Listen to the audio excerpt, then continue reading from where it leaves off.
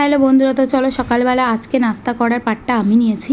মা বললো যে মা পুজো দিচ্ছে ওপরে, তো আমাকে বললো তুই গিয়ে নিচে রান্নাটা মানে সকালে নাস্তাটা কমপ্লিট কর। তো এখানে দেখো সুজিটাকে একবার ভেজে নিয়েছি।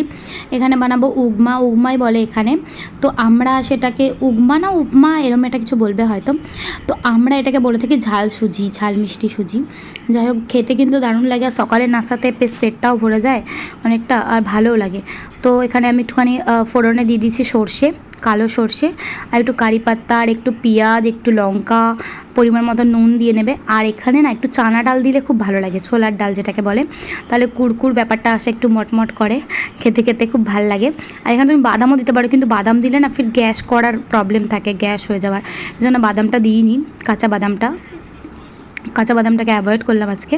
তো এখানে তারপরে দেখো এটাকে ভালো করে ভেজে নিতে হবে, একটু ভালো করে লাল লাল করে ভাজার পরে তুমি যেই ভেজে রাখা সুজিটা আর একবার দিয়ে এটা নেড়ে চেড়ে নেবে।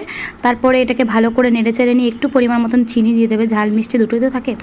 আর তারপরে এখানে কি করবে না, একটু জল দিয়ে নেবে। তো জল দিলে সুজিটা একটু ফুলে উঠবে, বেশ মানে গাঢ় গাঢ় হয়ে যাবে।